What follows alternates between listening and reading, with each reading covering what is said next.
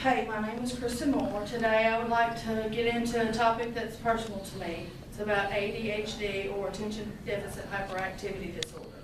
It is real and it does cause real problems. What is ADHD? According to National Institute of Mental Health, it is a mental disorder that shows up in elementary school children on up to adults. It causes trouble focusing, staying on task, impulsive behavior, moody, and doing poorly at school. To be diagnosed with ADHD, they have to have at least 6 of the following symptoms: distracted, lose things, very impatient, very interruptive, forgetful. They may sit and daydream. They can't finish tasks. They have trouble controlling their emotions. And these came from the book Understanding Attention Deficit Hyperactivity Disorder. Problems associated with ADHD is children fall behind in school, teens take too many risks, and they tend to break the rules. They tend to get in a lot of trouble when they have ADHD untreated.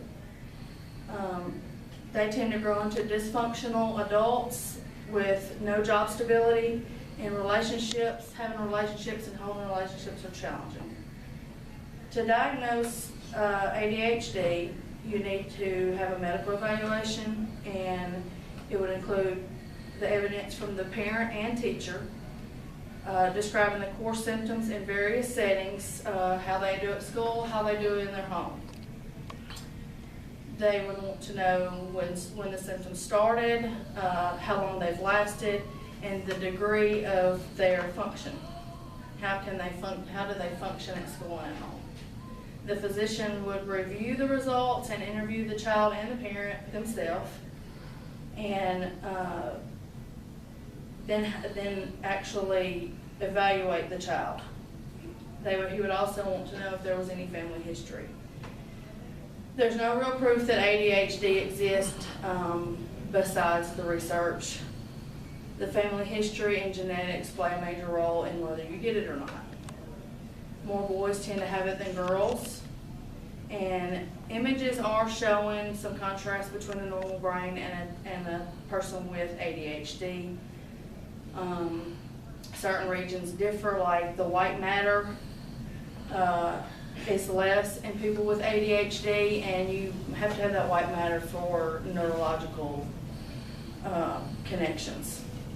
The treatment is a stimulant-based medication like Adderall, Concerta. 75 to 80% show improvement. Behavior therapy sessions are available, and people do one or both. A daily routine helps. Organization, short, simple directions, and they need small assignments versus one big assignment. You give my child one big assignment and he stops very early in. He cannot remember from start to finish. There is a part of the diagnosis is actually called the Vanderbilt Rating Scale. It's actually you can print it online for free, or you can pay for one, and it actually lists all these symptoms, and you rate it to how often that you see these symptoms, and that's what you take to your doctor, and that's how they determine. I got that from childpsychology.org. And my child, as I said, has attention deficit hyperactivity disorder. We have tried so many different things without medication. I really don't like to have him on stimulant-based medication. He's actually on Adderall. It's a real medical issue, and he does show major improvement while on the medicine. We took him off the medicine for about 3 months, and his grades went from a B to D's and F's. The immediate week we started him back, he increased his grades 5 points in 4 days. He just cannot read and focus without the medicine. He cannot retain information. The teachers even said that they made a huge difference as well. They noticed it. They noticed something was wrong, they just didn't know what.